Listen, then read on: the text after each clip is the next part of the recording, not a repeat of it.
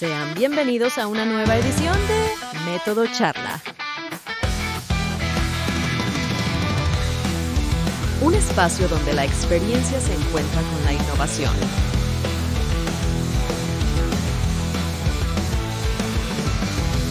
Jesús León y Herswin Pineda, dos profesionales con una trayectoria impresionante en el mundo de la tecnología, te invitan a dialogar sobre las tendencias que están definiendo nuestra era digital.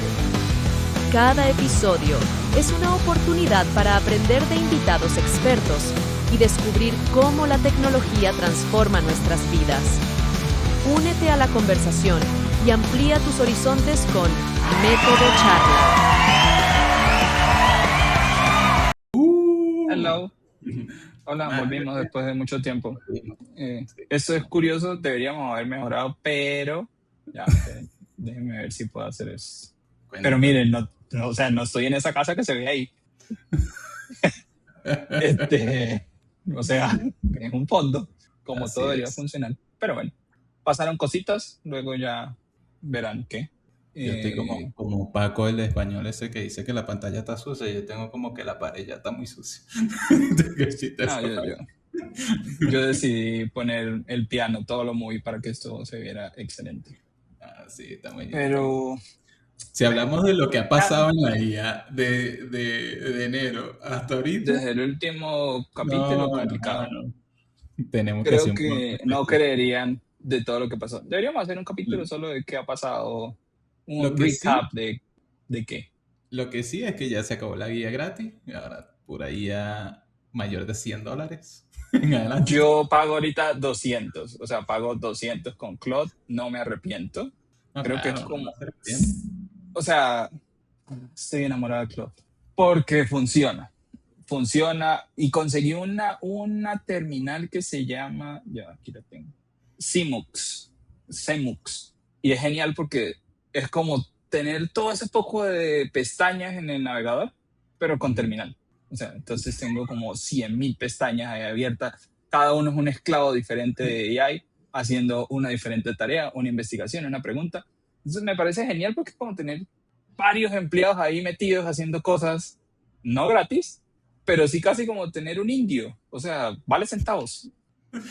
Está genial. Bueno, pero no hagamos esperar más. No nos alarguemos. Vamos a darle una presentación y adelante. O sea, Federica Morici es abogado y es fundadora y CEO de Estudiantes Digitales, una plataforma impulsada por una nueva forma de aprendizaje en Latinoamérica, integrando educación, tecnología e inteligencia artificial. Ella es reconocida internacionalmente por su liderazgo y participación en espacios como la WIC, la World Internet Conference, y ha construido una visión educativa con un impacto regional. Hoy nos acompaña desde Argentina para hablar de aprendizaje, innovación y el futuro educativo. Bienvenida, Federica, ¿cómo estás? Hola, Federica. Hola, ¿qué tal? ¿Cómo están? Muchas gracias por la invitación. Gracias a ti. No, la verdad, ahorita estamos hablando. Yo creo que yo puedo empezar porque sí. Adelante. Y ahorita estamos hablando y creo que una de las partes importantes, bueno, a mí que me gusta chismosear, y es qué estaba haciendo la gente antes. Porque a veces, no sé, hemos visto gente que no, yo era profesor y de repente ahora tengo este emprendimiento que no tiene nada que ver, y eso hace rato me causó curiosidad también. ¿Qué era de la vida de Federica antes? O sea, ¿qué estaba pasando cuando dijo, esto puede servir, esto puede funcionar y me voy por este lado? Bueno, mi vida antes era ser estudiante. Yo creé esto siendo estudiante. Me encontraba en la pandemia, encerrada. Estábamos todos los universitarios en la misma situación. Y empecé, después de un premio que gané premio a la mejor estudiante de mi universidad, estudiante destacada, empecé a darme cuenta de que tal vez a través de la tecnología, que era lo que no nos planteábamos antes de la pandemia, se podía llegar a contribuir con la educación de muchas personas. A mí la educación siempre me gustó y en realidad la universidad fue algo relativamente, porque en realidad fue sacrificado, pero relativamente sencillo en términos de que yo encontré mi método de estudio adecuado y por lo tanto no fue tan complejo rendir ciertos exámenes. Desde ese lado empecé a ayudar a mis compañeros a estudiar y a sacar ciertos exámenes y eso un poco esa ayudantía que hice, esa vocación docente que yo tenía, la plasmé en un grupo de estudio que después fue derivando en lo que terminó siendo después una academia y después una empresa y después una startup y todo lo que fue. Pero era una estudiante soñadora, multitasking, una ñoña que quería hacer de todo, que sigo siendo, y bueno, sencillamente decidí apoyar en la educación del derecho en ese caso. Yo soy abogada, estudié derecho y así fue que me encontré con un mundo que desconocía. Eso está interesante. O sea, eso sí es Sí, lo más avanzado que uno ha podido llevar de ayudar a los otros hasta crear una startup. Así que eso está genial. así es. Y bueno, pero el problema se ve a veces de distintos ángulos, pero ¿cuál fue el momento así donde dejaste ya de mirar el problema así desde afuera y entendiste que te tocaba picar con las manos y construirlo tú solo y meterle ya un poquito de pecho a esto? Bueno, aunque para mí fue, yo hackeé un poco la carrera tradicional del derecho porque yo descubrí mi método de aprendizaje y todo que me llevó a por ahí no padecer tanto toda esa trayectoria. También como estudiante, yo misma estuve en esa situación. Yo misma me di cuenta que por ahí lo que me estaban brindando como contenido, no solamente de mi universidad, sino lo que brindaban en todas las universidades, por ahí de alguna forma estaba bueno, era completo y demás, pero no alcanzaba a llegar como tenía que llegar al estudiante. Entonces era un montón de contenido que por ahí no estábamos sabiendo cómo incorporarlo como estudiantes. Y desde ese lado empecé a ver que también no era un problema mío nada más, sino que también era un problema compartido. Habían un montón de estudiantes trabados con materias que por ahí, o ramos, como les dicen en algunos otros países, que por ahí no los podían dar, no los podían aprobar y se rendían, se iban de la carrera. Yo muchas veces sufría ansiedad, sufría angustia por no poder pasar un examen, ataques de nervios, y es algo que lamentablemente en carreras tradicionales es normal. Estamos acostumbrados a padecer las carreras universitarias nosotros los estudiantes. Entonces desde ese lado dije, ¿por qué tiene que ser así? ¿Por qué mejor no estudiamos todo? Porque en realidad no hay atajos cuando uno quiere ser un buen profesional, pero aprovechamos la tecnología para poder hacer de eso una experiencia más amena, una experiencia más agradable, porque al final estamos estudiando porque nos gusta, porque queremos cumplir un sueño, no estamos estudiando para sufrir. Y desde ese lado, como estudiante, me empecé a dar cuenta que existía un problema. Posteriormente lo valido con mis compañeros que, paréntesis, empezaron a ser 600 personas que recibían clases mías día por medio por Zoom y yo sola resolviendo ese problema.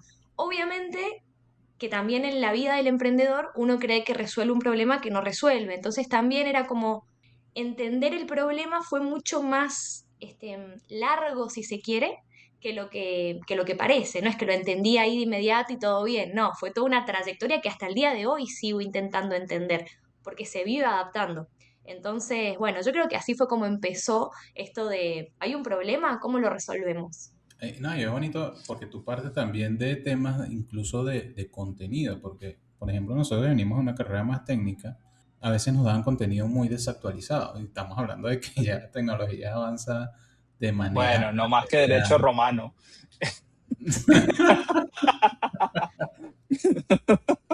Pero, pero ahí vamos. No, pero sí pasa, o sea, pasa un montón.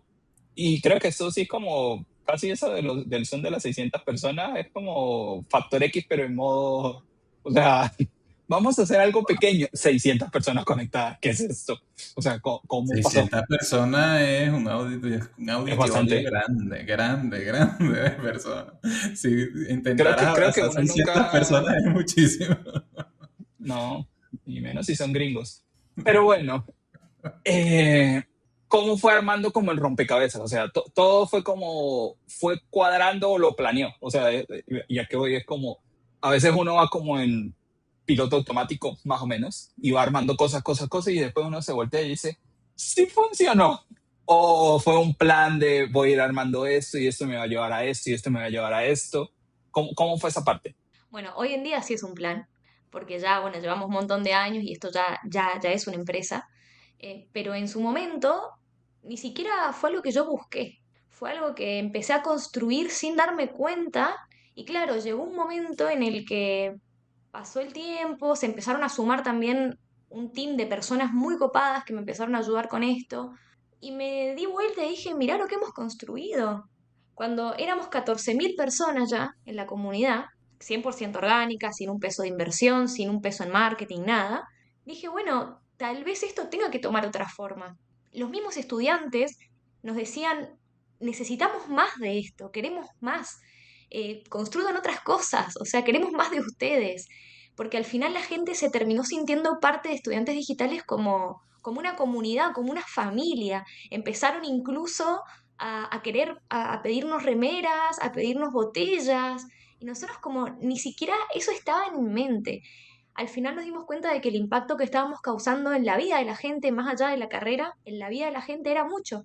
Y empezamos a acompañar personas en la pandemia donde mayormente la gente se sentía muy sola. En la actualidad se sigue sintiendo sola en los estudios. Pero la gente estaba muy sola y nosotros también brindábamos un espacio de contención muy importante, que eso se valora mucho además del contenido, ¿no? Esta cercanía. Entonces, bueno, creo que así fue como miramos para atrás y dijimos, wow, tenemos algo acá re grande y nos empezamos a dar cuenta cuando nos empiezan a tocar puertas, cuando incluso, bueno, ahí conocí a mis advisors, que son las personas que un poco me ayudaron a construir todo el resto, porque yo, estudiante de Derecho, yo no estaba en mi mente, no estaba en mis planes, y simplemente pasó y bueno, y ahora sí hay planes, ¿no? Pero en ese momento era como, yo no busqué esto y se me dio, y nada, hermoso. Qué bonito. Así es, así es. Mira, y hablando ya de un tono más al aprendizaje, digámoslo así, porque de todo esto, pues, a veces ocurren errores, algún problema, algún cierre de puerta, algo que salió mal, alguna decisión mal tomada, y que de esas cosas también se aprenden, obviamente, pero ¿cuál fue así el punto donde ocurrió eso que te hizo ir más allá o, o hacer las cosas de manera diferente? O sea, ¿cómo lo ves tú?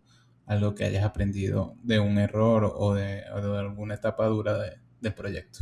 Bueno, yo creo que un momento como fuerte del proyecto y todo fue cuando yo traía todo esto construido, esta trayectoria, todos estos estudiantes que nos apoyaban y demás, y me tocan la puerta mis advisors y me dicen, tenemos que hablar con vos, que no eran mis advisors en ese momento, tenemos que hablar con vos porque creo que hay un montón de cosas que no estás viendo, te podemos ayudar y no sé qué. Y en la primera reunión con ellos yo dije, listo, qué capa soy, estamos haciendo todo muy bien y nada, y quiero seguir haciendo las cosas como yo creo que hay que hacerlas, ¿no? Que era sin automatizar un montón de cosas, estaba muy sesgada yo en lo que yo creía que tenía que hacer.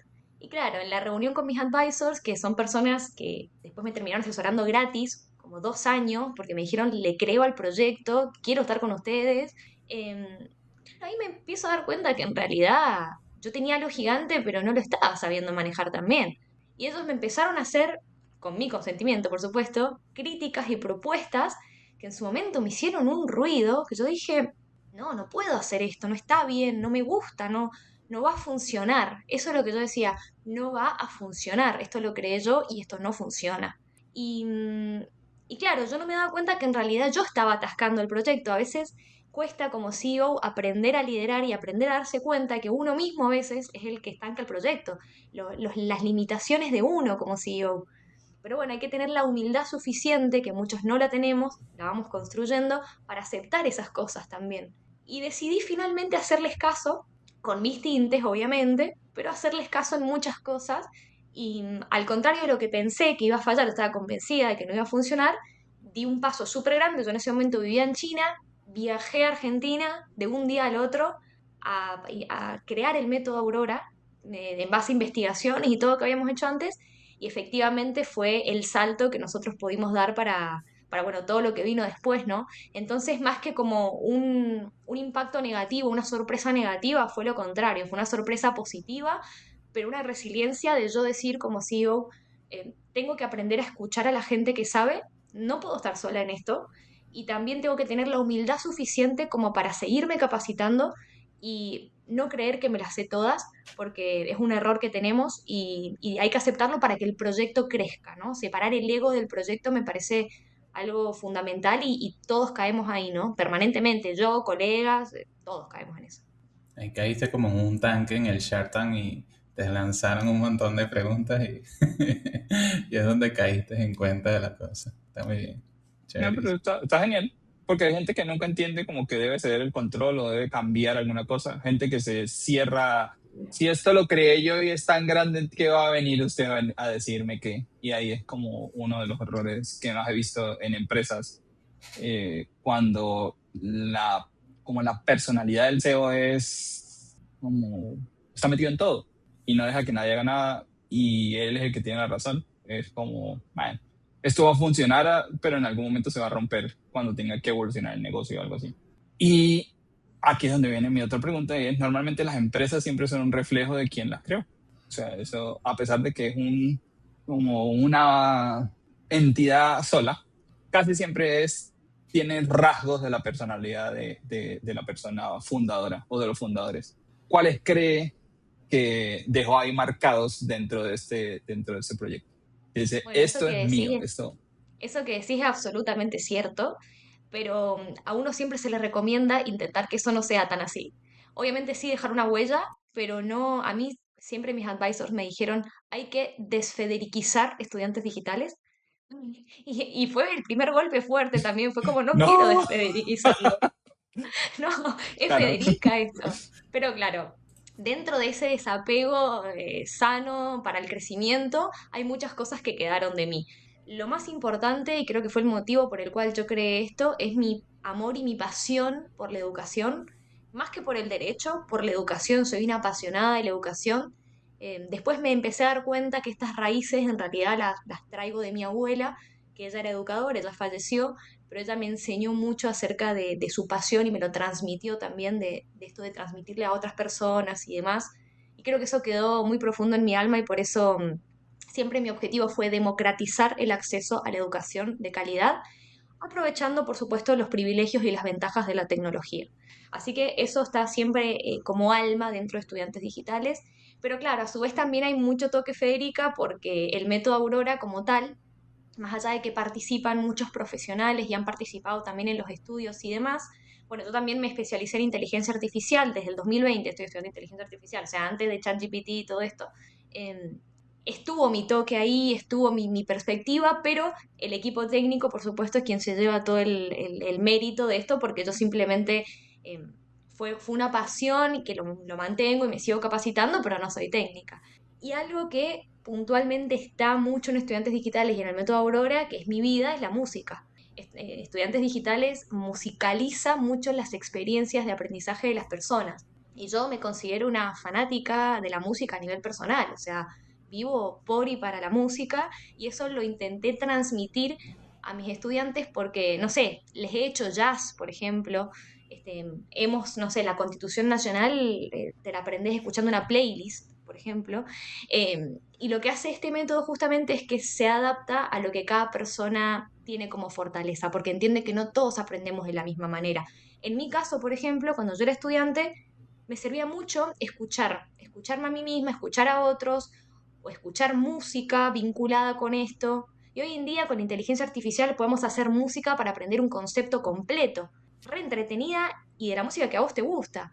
Entonces, hoy en día, personas que por ahí tienen fortaleza auditiva o que les gusta tanto la música como a mí, además de obviamente estudiar los contenidos, fijan y sellan con esta música y hacen una experiencia de aprendizaje mucho más entretenida, pero además los ayuda en la memoria. Creo que eso es el sello Federica máximo porque, nada, yo vivo por y para la música y dejé ese legado y ojalá continúe y permanezca en estudiantes digitales. Por eso está genial lo de la música. Y sí, ahorita con IA se puede hacer prácticamente todo. Yo no sé, hace como 2 meses estaba probando noticias en banda mexicana. Y eran noticias como de internacionales, que casi siempre es guerra y cosas que pasaban en Colombia. Y yo, o sea, le queda perfecto. Y era entretenido. Y ahora para fijar conceptos también debe ser súper bien, porque uno puede poner como cuáles son las palabras clave y la IA desarrolla algo que haga como un match. Al Pues está genial. principio, al principio, al principio cuando salió Zuno, tú también te metiste en una playlist ahí como que de Ah, HTML, ¿no te sí. acuerdas? Tengo mi disco también en Zuno de toda la gente que participa en un equipo de desarrollo. Todos tienen su propia canción. Entonces, funciona. Hermoso. Pero mira, no lo he visto así, pero está. Sí. Federica, también es muy bonito lo que cuentas de tu abuela. De hecho, mis padres también son educadores. Tengo una familia de muchos educadores también. Lo que pasa es que aquí la educación, pues, tuvo un declive bastante grande en términos de adquisición y, pues, se ha visto duro ese tema. Pero ahora, apartemos ya un poco el ojo de la parte corporativa, vámonos a esa Federica un poco más real, digámoslo así, porque hemos hablado mucho del proyecto y atado mucho a tu proyecto, pero ¿cómo has vivido esa intención de ser, digamos, que una figura pública dentro de una empresa, CEO, de hecho tan temprano? Porque fue un proyecto que nació desde el seno de la universidad. Y bueno, hoy en día, pues, durante toda tu carrera, pues prácticamente has estado pegada al proyecto, pero ¿cómo separas esa vida entre lo digital, digámoslo así, y la Federica del día a día? Cuéntanos. Bueno, hay creo que varios aspectos en esta respuesta. Ujú, Porque, claro, uno está vinculado un poco a la Federica que yo tengo que mostrar como figura pública y como representante de una entidad, ujú, que es una Federica que no puede, de alguna forma, pronunciarse sobre un montón de cosas, y sobre todo porque lidero una institución educativa.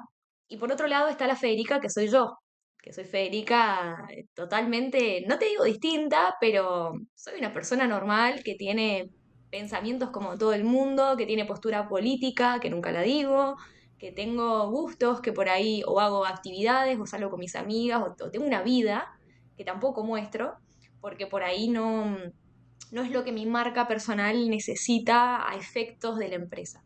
Entonces ahí hay como una dualidad que, nada, sencillamente todo lo que es mi vida más privada, prefiero, incluso mi hija, por ejemplo, no la muestro en redes, es como que intento tener dentro de que sí, te puedo compartir alguna canción, alguna cosa que me gusta y es algo mío, no puedo compartir más detalles porque me parece que por ahí pueden llegar a perjudicar a la empresa. Y yo tengo redes sociales públicas con seguidores y todo, entonces mis alumnos están metidos ahí también.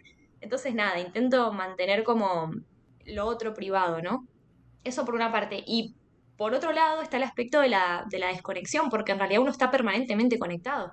Yo estoy todo el tiempo conectada, tengo reuniones todo el tiempo, y más que es un trabajo al final que lo puedo hacer desde cualquier lado, y eso es bueno y es malo. Es bueno y es malo porque uno lo hace, claro, con la comodidad que quiere, pero no se desconecta nunca. Entonces también uno tiene que intentar mediar esto con la vida, ¿no? Con el deporte, con la familia y con un montón de cosas. Entonces hay un momento en el que el cuerpo te dice, para y descansa un poco y dedícate a las cosas que te gustan. Entonces también escucho, bueno, ojalá escuchara más, pero bueno, estoy tratando de mejorar ese aspecto para también poder tener una vida separada un poco de este liderazgo que yo ejerzo todos los días y que bueno, que es inherente a mi persona, básicamente. está muy bien, está muy bien. Hay Sí, que a sí, a veces veces sí, a uno apartarse le un toca poquito separarse. de esto, sí.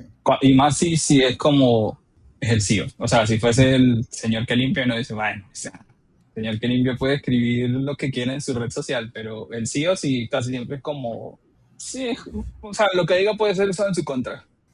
Y sí pasa. O sea, es como, tiene esa postura política. Pues yo no voy a apoyar a ese bando y es un problema. Sí. Y hasta la música. O sea, hay gente que es radical. Le gusta tal música. Pues yo no. Y religión, todo. Entonces sí, es mejor como tenerlo privado. Y Ah, muy bien. esto de la tecnología en la educación, creo que hemos tenido a otra persona más que invitamos una vez, nos estábamos hablando sobre la educación, pero hay cosas que suenan geniales y funcionan, y uno dice, sí, está funcionando, y hay otras que se ven más geniales pero no sirven. Y eso pasa un montón, y a veces las que se ven más geniales, no sé, imaginemos, no sé, un Oculus dentro del salón de clase, la gente puede decir, esos niños se van a volver genios. Y no, la verdad es una distracción. Entonces, ¿cuáles tecnologías sí cree que están como desarrollando el aprendizaje y otras que quizás sí, quizás no, puede ser? Yo creo que el tema de la disrupción de la tecnología, o sea, todo lo que está pasando ahora, esto de que estamos cuestionando las industrias tradicionales y que estamos poniendo tecnología en un montón de procesos y nos estamos dando cuenta que eso funciona y sirve, también es un problema. Y es un problema porque en realidad estamos poniendo tecnología por ahí en procesos donde todavía no se necesita o tal vez nunca se va a necesitar. Entonces nosotros, los emprendedores, creamos permanentemente soluciones que por ahí están buenísimas y suenan muy cool, pero no son necesarias, porque generalmente solemos crear soluciones que no tienen un problema real. Entonces solamente creamos la tecnología y la queremos adaptar a un problema, en vez de identificar un problema y adaptar una tecnología a resolver ese problema y ser los mejores en resolverlo. Entonces, eso deriva lamentablemente en que vemos un montón de soluciones muy buenas, pero que no se están adaptando o a la época, o al contexto, o al país, o a la situación. Pasa mucho y a mí me pasa mucho también yo pertenezco a muchos programas de emprendimiento y qué sé yo y qué sé cuánto, y a veces yo digo, nuestra tecnología no es tal vez la más sexy, porque no lo es. No estamos resolviendo, no sé, hay gente que resuelve o intenta resolver cuestiones quizás mucho más profundas, pero nosotros estamos resolviendo un problema y lo estamos haciendo de una muy buena forma. Y estamos teniendo hoy 37.000 personas que están aprendiendo de nosotros y hemos conseguido todo eso de forma orgánica. Entonces puede venir una tecnología muy grande y está buena, pero que nadie la usa porque al final no se necesita. Me parece que también hay que hacerse una autocrítica como a todos los emprendedores, a mí también, por supuesto, y a todo el ecosistema de no intentar imponer tecnología donde no va, donde todavía no se necesita. Nosotros volamos mucho y sobre todo los técnicos vuelan mucho y no se dan cuenta de que hay que volver a las bases y ver qué problema se resuelve.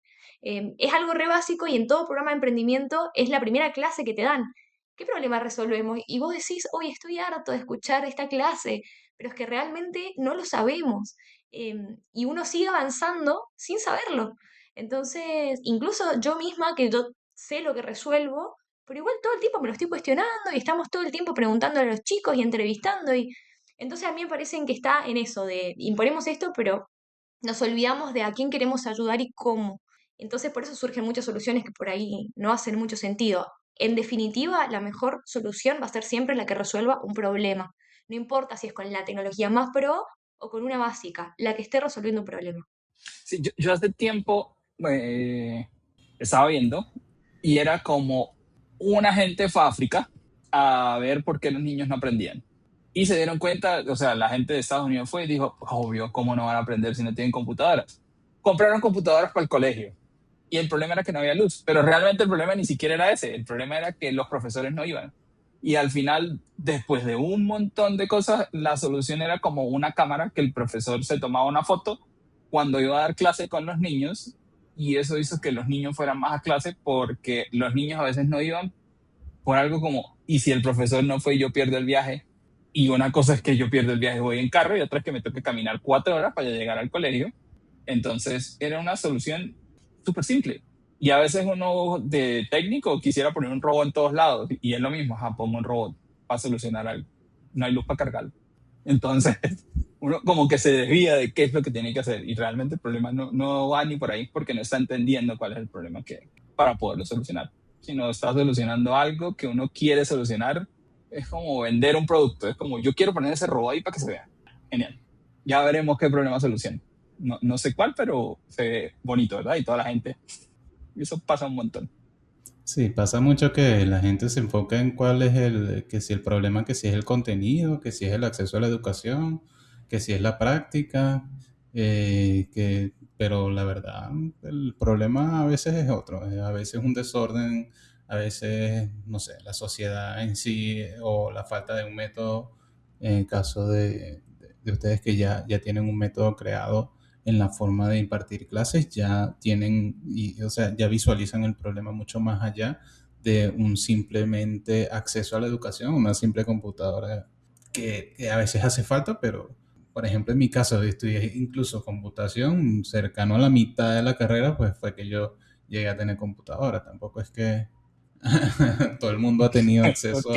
a la tecnología desde un principio, ¿no? Entonces, Bueno. ahora vámonos un poquito más allá y vámonos incluso a escenarios internacionales porque tuviste, digamos que el problema desde otro ángulo, porque estuviste en otros escenarios que te han permitido pues mirar, digamos que el problema de la educación o viste a Latinoamérica desde otro punto. Pero ¿cuál más o menos ha sido tu visión? O sea, es decir, ¿cómo nos miras hoy en día a Latinoamérica? O sea, ¿cómo ves el tema de la educación, el tema del talento, el tema de la tecnología?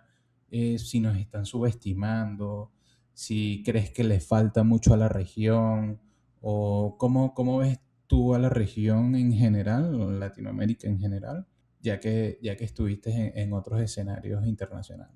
Bueno, estuve en varios escenarios, estuve en Europa becada varias veces y también pude ver muchas cosas, pero sobre todo viví en Asia muchos años y también, claro, las tecnologías aplicadas a la educación, la innovación y todo parecen más aceleradas, pero también parecen más aceleradas aplicadas a un contexto que no es el mismo contexto que nosotros vivimos en esta región. Ujú. Entonces, si bien pueden ser un montón de procesos que pueden ser aplicados eventualmente en un contexto similar al nuestro, hay que adaptarlo y hay que adecuarlo. Es decir, no nos sirve de nada exportar todo eso si no exportamos básicamente el suelo. Nosotros somos una región muy fuerte, que tenemos muchísimo talento. Pasa que a veces ni nosotros mismos nos creemos, entonces es necesario apoyarnos y difundirnos. Somos una región con mucho talento. Hay países y cada país tiene obviamente su contexto y su historia y sus avances y también su gobierno, lamentablemente, y todo. Eh, Somos muy fuertes todos, no solamente cada país individual, sino como región. Los países están cada vez más comprometidos a generar agendas de innovación, a apoyar los emprendimientos, todo el ecosistema. Entonces, apoyar también todo lo que es como lo científico, porque también mucha tecnología sale desde lo científico, ¿no? Desde ciertos descubrimientos y demás. Entonces, yo creo que esta región es muy fuerte, soy fanática de la región en general. Me parece que no tenemos nada que envidiarle a otras regiones, sí obviamente adquirir buenas prácticas, pero también, y esto ya lo digo desde un punto de vista más internacionalista, porque yo pertenezco como a muchos organismos y demás, donde participo de este tipo de foros y todo, Por eso. tenemos que fomentar que entre todos los sectores de la sociedad podamos colaborar en virtud de buscar el próspero desarrollo de la región. No nos sirve de nada que las empresas estemos tratando de innovar si tenemos, por ejemplo, a un gobierno de turno que nos está tratando de bajar, o si el sector academia está desprestigiado, o si la sociedad civil, por ejemplo, está... Entonces, me parece que es algo que entre todos los sectores de la sociedad tenemos que comprometernos y tenemos que empezar a confiar un poco más en nosotros, porque también se nos está yendo mucho talento. Porque por ahí la gente o los emprendimientos o lo que sea se sienten como que no son valorados en la región. Un poco lo que queremos hacer es intentar que eso no pase más, que la gente se quede, que la gente confíe, que la gente emprenda y que, bueno, obviamente existan condiciones prósperas para eso, ¿no? Desde todos los sectores. Entonces, me parece eso súper importante porque sin eso no hay nada.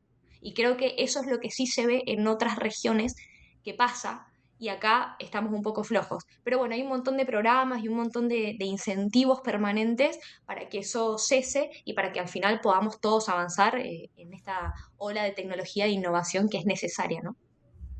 Sí, Sí, creo que sí, uno sí. ve como en Asia más que todo. Bueno, en China, No, que es donde se no. ve como más avance. Y uno dice, ah, mira, el niño tiene unos lentes, pero también es como en ciudades principales. No es que van a ir a un pueblo rural y el niño con su supercomputador. O sea, sí, uno a veces se disocia. Eso pasa un No, montón. Y más en pero en Latinoamérica. la región hay mucho talento. Por ejemplo, uno lo ve desde el punto de vista tecnológico, gente trabajando Ah, para eso empresas sí. en Estados Unidos, gente trabajando para Europa, gente trabajando incluso para Asia, Lo para que pasa es que a muchos veces uno no se países, la cree pero no se la de creen. lo grande que puede ser. Pero, Ujú. bueno, también, no sé, esto es conspiranoico, pero puede que nos hagan fuerza para que no nos la creamos para que seamos más baratos, qué sé yo. O sea, pueden haber muchas cosas que están pasando. Pero, bueno, ya como, creo que ya estamos como cerrando, si no me perdí. Sí, No, no sí, me sí, perdí, sí. sí estamos cerrando. No. Eh, no, pero sí, sí pasa un montón eso. O sea, Latinoamérica siempre está como dispersa, siempre está como en un problema que no le permite como levantar así como, ay, sí, sino no, ahora viene lo otro, viene lo otro, viene lo otro, ahora empieza a llover el niño, la niña, todo ese montón de cosas. Año 2050, avanzamos un montón, ya estamos, y la gente está buscando en Google Federica. Y dice, "Mm, ¿quién es esta mujer? ¿Qué causa, idea o forma de ver el aprendizaje le gustaría que la gente consiguiera? O sea, que busquen y digan, ella defendía estas causas y le parecía que esto estaba genial. ¿Qué serían esas cosas? Bueno, es una pregunta muy profunda, me encanta. Y Sí. creo que mi mayor legado, el mayor legado que quiero dejar a la sociedad es haber hecho un aporte a la educación. Eh, es mi mayor pasión. Creo que a través de la educación nosotros podemos realmente llegar a transformar una sociedad completa. Me parece que es quizás la herramienta más poderosa que existe hoy en día y la que cada vez está más desprestigiada en muchos sentidos, pero la que al final nos va a hacer a nosotros ser ciudadanos más unidos, respetar más a nuestro país, amar nuestras raíces, quizás cesar las guerras. O sea, me parece que la mayoría de los problemas que existe hoy en la sociedad, en el mundo, están vinculados a falta de educación y al odio. Entonces, yo realmente más que salir en portadas o hacer plata o lo que sea, lo que más quiero hacer es dejar un legado en el ámbito de la educación, poder, y creo que lo hacemos todo el tiempo, ¿no? Todo el tiempo estamos ayudando a un montón de gente, recibimos mensajes de, me cambiaste la vida, gracias a ustedes, yo continué, iba a abandonar la carrera y gracias a que me apoyaron soy profesional. Cada día dejamos un granito de arena para sumarle la trayectoria a otra persona y de sus propios logros, y yo quiero un poco que eso se traduzca en poder ayudar a toda la región y ojalá a todo el mundo, una meta utópica, ambiciosa, pero quiero hacer un gran aporte a la educación y me parece que, bueno, Estudiantes Digitales hoy en día está siendo un medio eficiente para poder lograrlo y mientras yo dirija Estudiantes Digitales me voy a encargar de que eso sea así y que al final la educación sea democrática para todo el mundo, sea accesible y esté libre de barreras de todo tipo y ojalá la tecnología sea una aliada para eso. eh, pero bueno, iremos viendo también qué herramientas salen y, y cómo nos podemos adaptar a ellas, ¿no? Es un gran desafío. Sí, yo creo que, no sé, la próxima semana sale algo que va a cambiar todo completamente. Y uno, oh my goodness, no again. Y sí, creo que lo de las guerras y el odio, en esto se estaba viendo un video raro que me salió y yo dije, esto no tiene sentido. O sea, ir a hacer a que me maten porque odio al otro no tiene mucho sentido. O sea, esto se está descontrolando. Pero, bueno, y últimamente hemos vivido como meses de guerra donde uno dice, ya, se acabó. Hay que comprar una planta nuclear para poder mantener esto aislado de todo. Pero sí, creo que sí está interesante que la gente busque y diga, bueno, ella quería cambiar la educación, quería dejar sus cosas y empezó con esto y ahora tiene 500.000 estudiantes en todo el mundo. 500.000 es poco, 1 millón. Federica, hay una pregunta que no está dentro del contexto que la teníamos, pero por lo general la solemos hacer, y es, ¿qué le dirías a esa muchacha que estaba estudiando si fueras al pasado?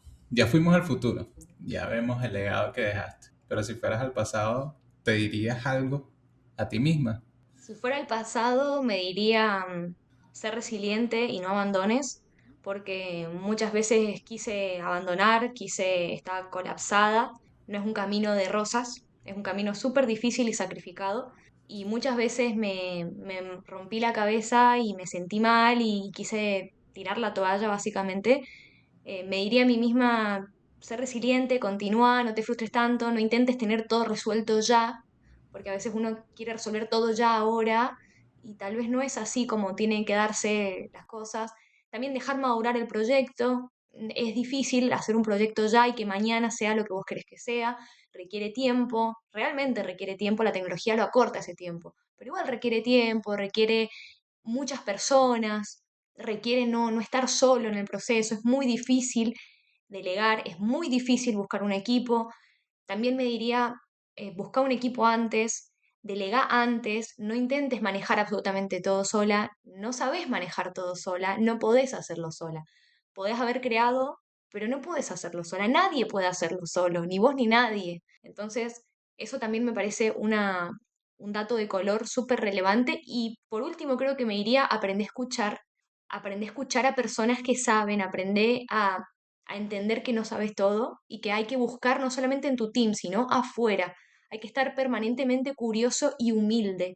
Creo que la humildad de aprender no solamente de expertos, sino también tu propio cliente, de escucharlo, de saber qué quiere, de no tratar de imponer lo que vos crees que él quiere, no, escuchar, todo el tiempo escuchar, estar con las orejas abiertas, porque eso te va a evitar muchos problemas, te va a evitar perder tiempo, plata y nada, y al final creo que eso es lo que puede llevar a que tu sueño se cumpla, básicamente. Creo que me diría eso.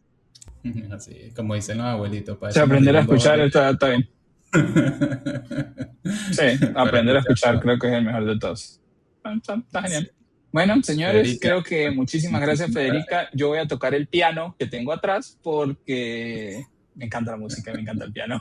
Entonces voy a tocar un rato el piano. Nos vemos en el próximo episodio. Federica, muchísimas gracias. Chao. Muchísimas gracias. Chao, chao. Gracias, chao. Bueno, eso es todo por hoy. Esperamos que hayan disfrutado de este episodio de nuestro podcast Método Charla. No olviden suscribirse a nuestro canal para recibir notificaciones sobre nuevos episodios. Y recuerden, si tienen algún comentario o sugerencia, no duden en dejarnos un mensaje en los comentarios o en cualquiera de nuestras redes sociales @métodocharla. Muchas gracias y hasta la próxima.